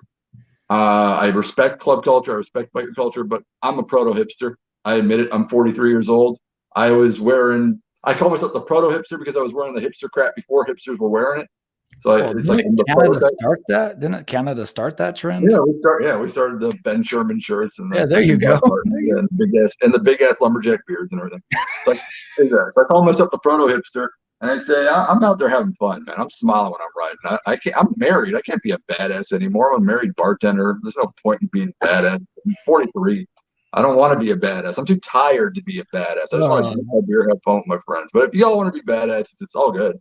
I love it, but I can't. I want to love it. I want to be friends with everybody. I want to be buds with everybody. I want to everybody. What you got to do is say hi to those guys, and they'll break through, and they'll be super fucking cool too. If you respect protocol, which is pretty much like, I take my gloves off, I take my glasses off, look in the eye, and let them come and shake my hand first and shit. I never had an issue. So yeah. So John says he got a $250 ticket on a jet ski. It was probably speeding. John, you got to say what it was for though. And did you protest it? Did you fight it? Or we do that in America. We fight everything. I got a ticket today, photo radar, first time ever. I got a speeding ticket for photo radar, $70. Yeah. Isn't your guys' like motorcycle insurance and shit like outrageous up there? No, it's plating. Our motorcycle insurance is super cheap. Our plating is super ridiculous. My motorcycle insurance is like $300 a year. My plating is like $780. And plating, I don't even think you guys have plating in the States. Registration. Yeah, we do, but it's not $780. It's like it, but it's not like that all in Canada. It's just in my province, Quebec. They bend you over a barrel. It used to be $350, and then one day they just decided that they needed to get some money from somewhere, and how they always do. They'll go after smokers, drinkers, and then they go, who are the people in society that no one gives a damn about? Yeah, we'll start with the smokers, then we're going to start with the drinkers. We've already taxed those people. Let's go after the bikers. So they go after us, and no one cares because we're bikers. So it was just the motorcycle registration that went. Yeah. The cars are still $300. The bikes are stuff. They say, well, they die all the time, so we got to charge them more. Does that cover? I think doesn't that cover like if replacing it or like some kind of plating? It's literally just to be legal to be running it down the road. Yeah, so it's just taxes for repair of the streets. Oh, repair of the streets, dude. Yeah. I'd be doing a fucking burnout everywhere. By the way, I'm just gonna point this out. John says, "Of course they got out of it." Goddamn right you did. Here's the thing about America: you can do a stay of adjudication almost on anything, and then you. Am I allowed? Do we have time to? Should I get another beer, or are you gonna be cutting this off soon? Well, we're probably gonna be cutting it short soon. All right, go get a beer. Go get a beer. Go get a beer. We'll see. Maybe you don't finish it. So. As he gets a beer, I'm gonna say a couple things quick. I don't know what I'm gonna say. I hadn't really talked about it. So I've been talking with JP Rides because he bought a 60 helmet and he loves it. And he was like, "You should get one." So I don't know if I'm getting one anytime soon, but if you're looking for a helmet, 60 helmets. I know Curtis loves his. My friends at Lloyd's Garage, look at that. See, I didn't even time that, but it worked out perfect. I want to thank those guys. They're constantly and always supporting me and the channel, as well as Curtis. And Curtis's lucky ass just got down there. There might be a trip planned for us. So I know Rush, Curtis just got a Rush exhaust. He's about to get it put on. So this is the Trust No One logo. And so you want to know who else I've been talking to a lot lately? And just because I'm excited because I started in the sport bike community and they are coming to the Indian culture. And I've mentioned them a couple of times because they have FTR stuff, but Toast Performance I'm pretty excited. I know they have a Chief. They'll have it by Friday. They're going to have they have the FTR stuff already going for the new ones and the older models. I don't know how you want to call that. So, and then a huge shout out if you guys haven't checked out Brave Wolf Customs. He's been on the show. He is a huge supporter to Indian Rider Radio, and I don't know. I got a weird noise, guys. He's a huge supporter of Indian Rider Radio, and if you haven't checked out Brave Wolf Customs, I'm going to run his little commercial before we leave. You need to check him out. He has really, really, really good decals. And yeah, call him up. And him and I are working on something. So yeah, that's all I want to say about that. So, all right, guys, here we go. Final run. Oh, Jesus. Okay. All right. That's what we're going to do. Here we go. You watch King of the Baggers at all? Did you watch? If you say no, you might as well put the drink down because I'm taking you off and I'm going to talk about it without you. I watched last year's. All right. What's the one just recently? I watched last year's when the Chief won. All right. Sorry. No, with the Challenger one. With the Challenger one, I apologize. With the Challenger one. This year, everyone was talking about it. I'm not gonna lie, I didn't watch it this year, but you can talk about it, and I won't say a word. Okay. But I didn't watch it this year. Okay. Okay. Hang on. We've talked about it. We've talked about it to death in our chat, but I haven't watched it this year. I'm rolling my sleeves up. But are you going to actually call them baggers? Let's be honest. Of course, they have bags. They have bags, bro. Yeah, but they're fake bags, and they're not street legal bikes. They're raised up bags. Yeah, but they're not street legal bikes. They're not the bikes that you're going to be actually buying at the shop. These are lightened bikes. They're like torn down to be like as light as possible, and with the engine.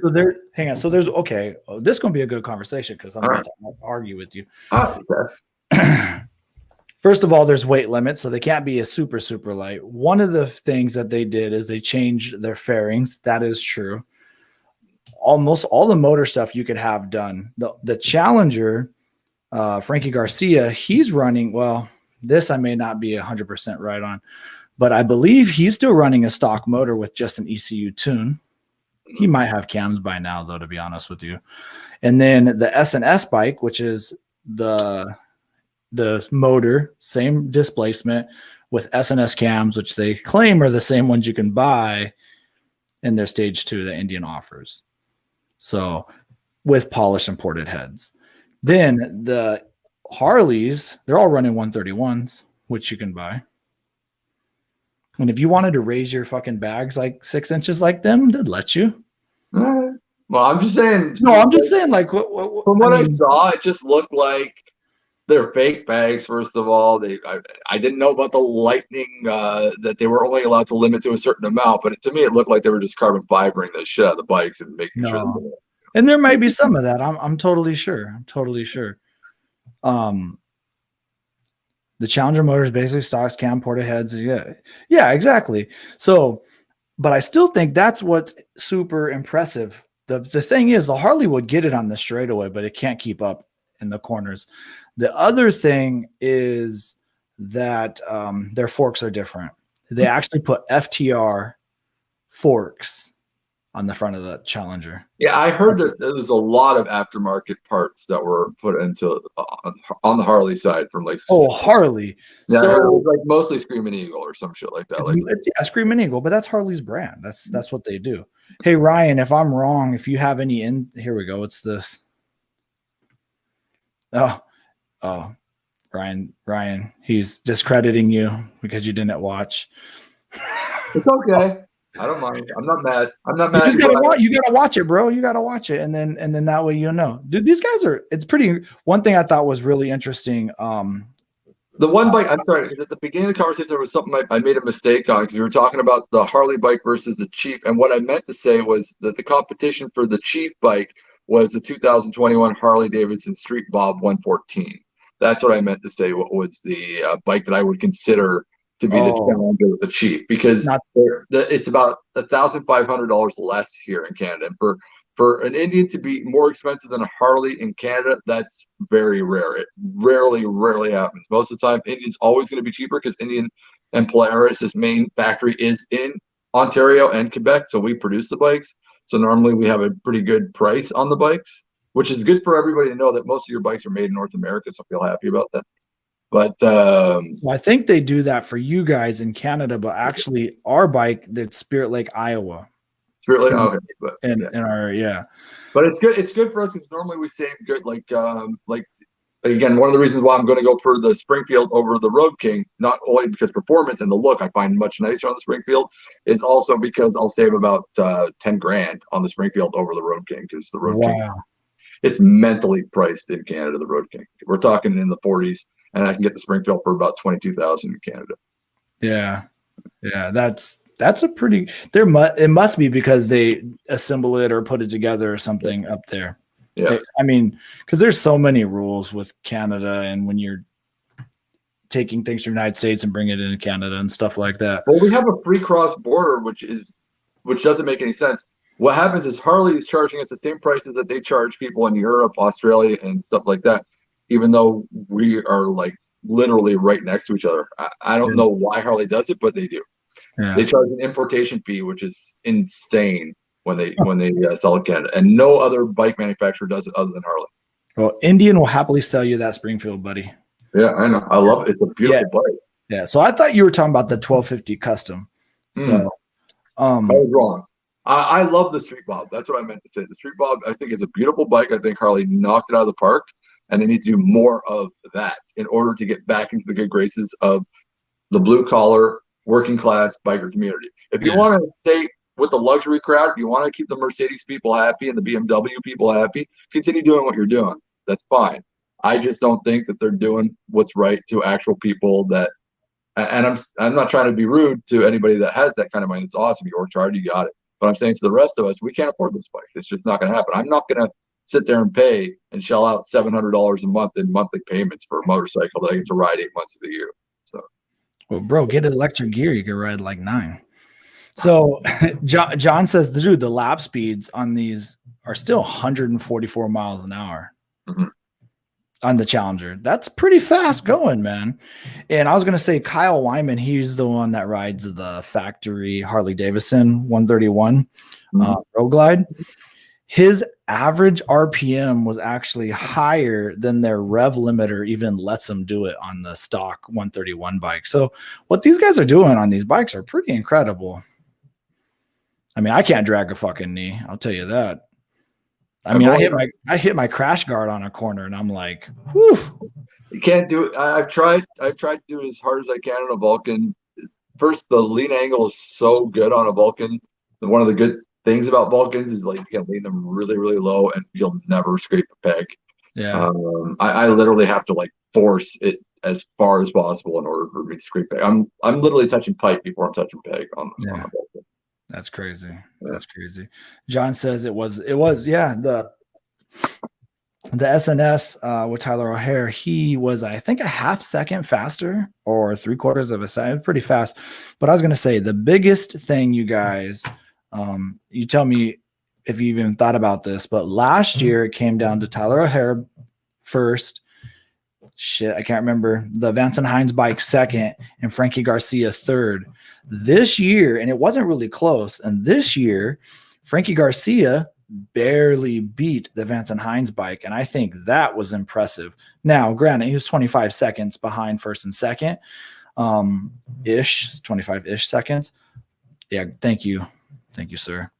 You're right. That's the rider. Goldman is the rider of the Vance & Hines bike. But yeah, Frankie Garcia getting third and beating him. That's what made me think possibly he may have did something to his motor that he didn't have last year, but I could be wrong about that. And John says the braking, yeah, they had some stuff with the braking. He had a barn center, they're on the fast lap, all the laps.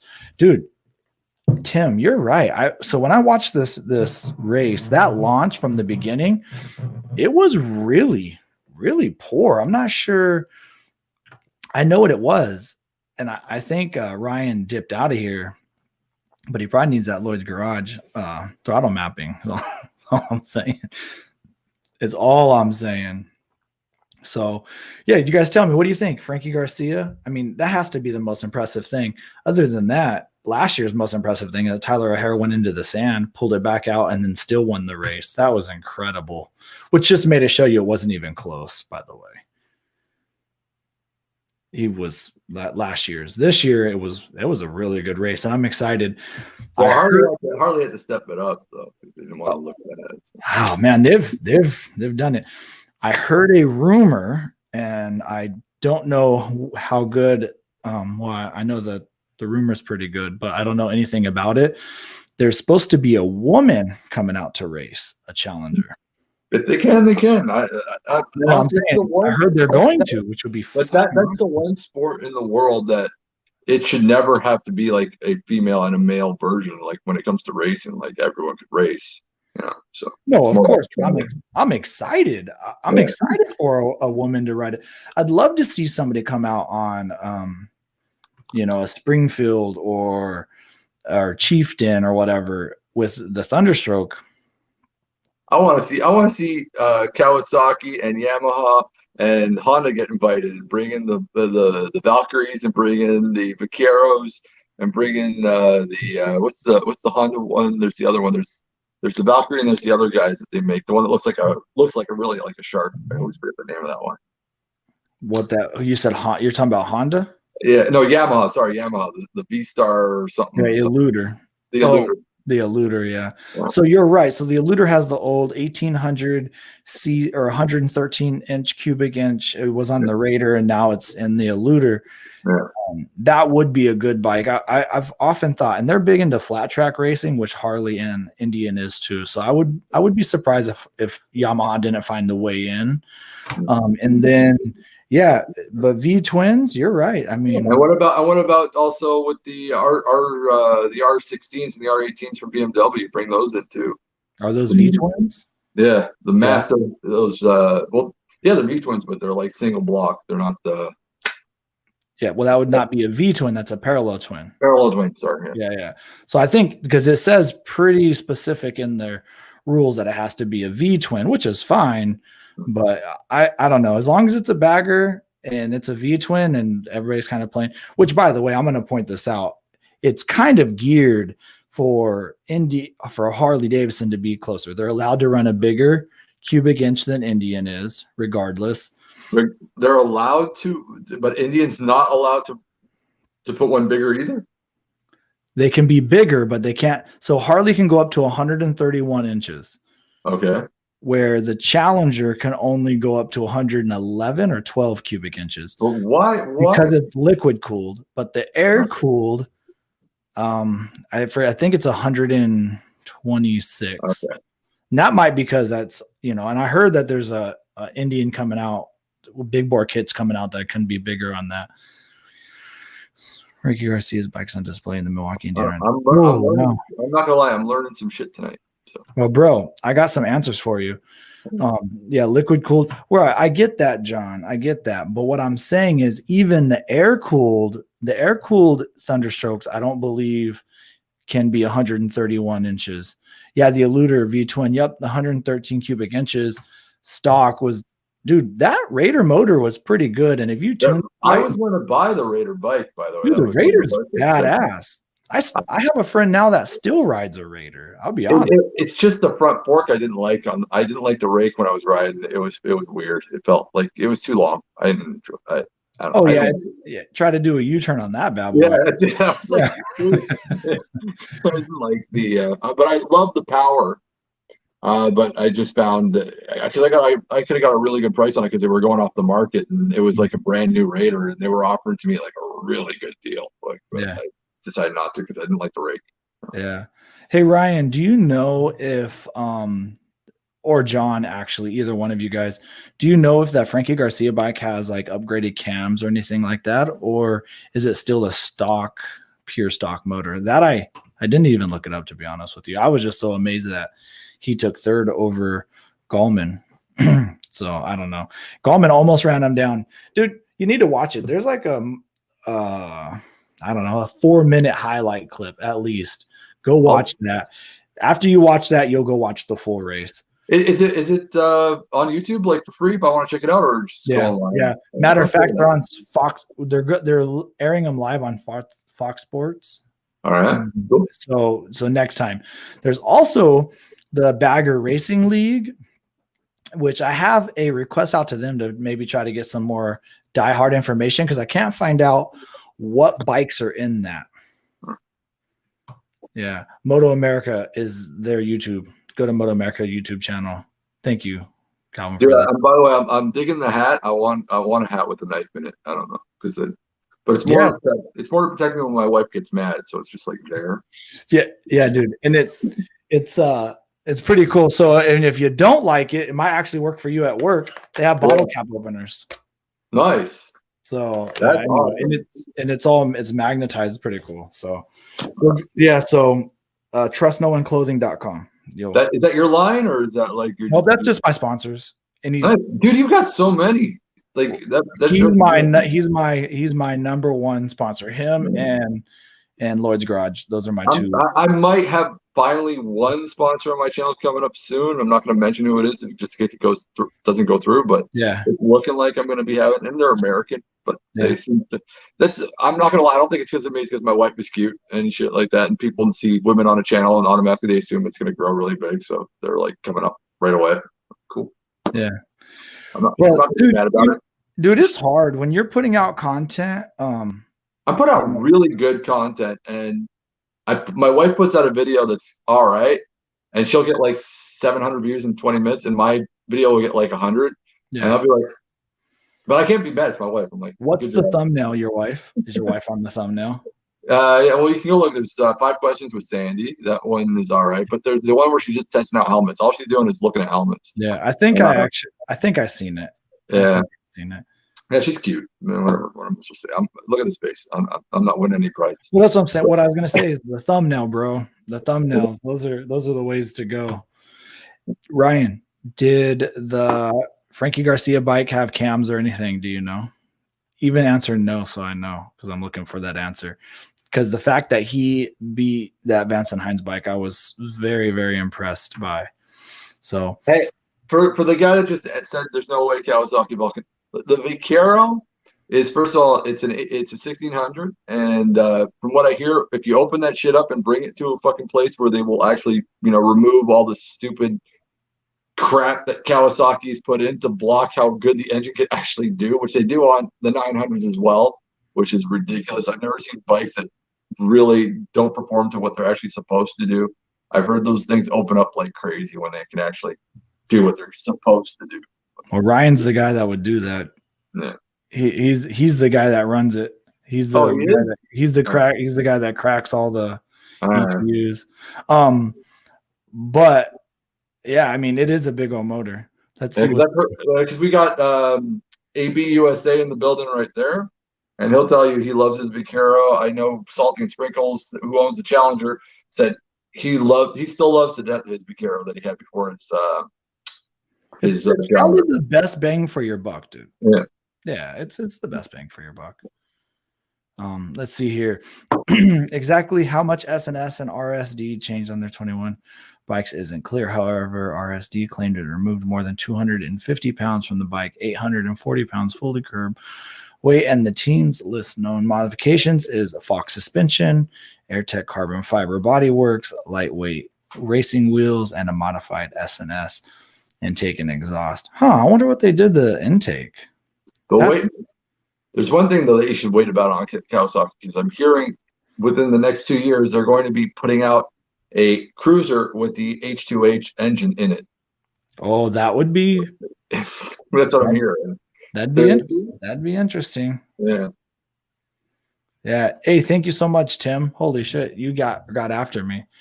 I really appreciate you getting back because I'm gonna look it up. But that modified intake, that makes a lot of people on here that have the Challenger know we've often questioned that stage 1 intake. So it's interesting to me that they changed it because not a lot of people, everybody's been waiting for Lloyd's to come out with an intake. But yeah, I don't know. It's pretty crazy. And that Garcia bike being in Milwaukee, that's interesting too. I should try to get out there and check it out. That'd be cool. So yeah, I think it's the 6th or 10th or something in June that they're going to be racing. So, oh, here we go right here, 9th through the 11th. I'm actually going to be in Seattle. Oh no, July. Oh shit, my bad. I could maybe go. I was thinking June. I thought there was a race in June. Well, I don't know, man. You should check out the race though. I think you'll be surprised. And you watched last year's and you weren't impressed at all. I was impressed. Crazy. I just didn't watch this year because listen, I've got other things that I'm doing right now. I didn't have time to check it out, but I will check it out. And we've been talking about it in the Shade Tree Surgeon Army's Discord, and a few other Discords have been chatting it up about the fucking bagger races. Yeah. As well as a few other. So hang on. How are you going? Okay, I like to be prepared. All right. So how are you going to be like chatting it up, talking about it, and then not go review what you're talking about? So that because I didn't review it and I haven't made a video about it, but I'm chatting up with people online. They're letting me know what freaking happened. Yeah, but then don't you think you should know for yourself? Like, dude, I like to know for myself. Like, even the fact that I appreciate Tim saying this. I'm telling you right now, the type of person I am, he just gave me. I know you had to read it. I'm sorry, but Tim, gave me a rundown on the Sands bike. Is I'm still going to go research it. So how are you in a Discord group with a bunch of people that are probably like, they probably watched it, right? They like maybe paid the 10 or 15 bucks to watch it live, whatever they had to do. And then how do you not go find it? Yeah, I'm not in there. I'm not in there trying to argue with people. I'm trying to find out what's going on. That's no, I know, but like but you're just getting everybody else's opinion. How do you know I'm not full of shit? That's what I'm saying, bro. Like, I'm saying we're trusting. Yeah, but then what happens when you hear different opinions? Well, then I take the knife out of my hat. Yeah, well, hey, that's trust no one clothing. But no, bro, that's all I'm saying. Like, you wouldn't believe. I've had a friend on here. He's like, hey, I think I want to come on your show, or I'll have a friend come on your show, or a friend of a friend. And I've actually said no because I need to research that dude. So I know what I recognized your name and your channel, and I know I've seen some videos. Listen, I love the fact that that's me right there. The fact that you know who I was, fucking awesome. Yeah, man, I'll have anybody on here, but I'm just saying, like, be ready to talk about bagger racing, bro. That's all I'm saying. I'll do it next year. I'll watch it on time. No, not next year though. July 9th, right here, July 9th. There's 2 more American. Yeah. You're getting me kind of riled up, bro. It's okay. I just need you to bring information, so that way, because you're gonna argue with me. I need you. Yeah, Fox Sports 1. Tim has. All right. So July 9th, Fox Sports 1. I gotta watch it and I gotta prepare it. Then I gotta come back with my fucking homework, and we can nail the shit. If you want. I'm going to tell you, there's an open invitation if you ever want to come on my channel. Every Wednesday night I do a live.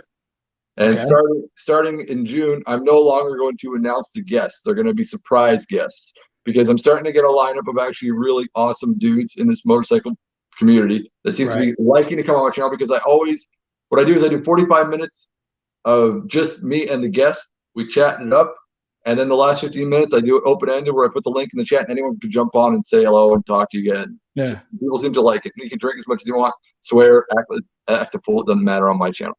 Yeah. So other channels seem to like it. Now the big channels are seeming to come on all the time. So I want to do surprise guests every week. So hit me up, man. I might be able to do that. Wednesdays are kind of tough for me.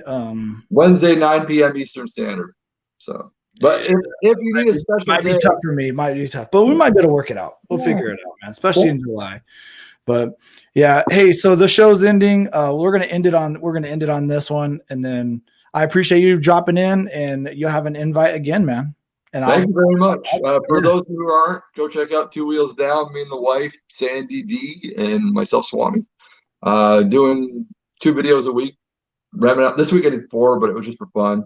And there's Dude, one that's tough work, man. You're putting it in. If you're getting one, like, whew. I'm working hard. I don't put it that. Listen, this is one of the communities that you're only respected by what you're putting in to this community. Yeah. And I've seen it. It's not like other communities where you're just respected because you're a big dog and everybody wants to fucking love you. This one is one of the ones that if you're not putting in the work, people start noticing and thinking like, whatever.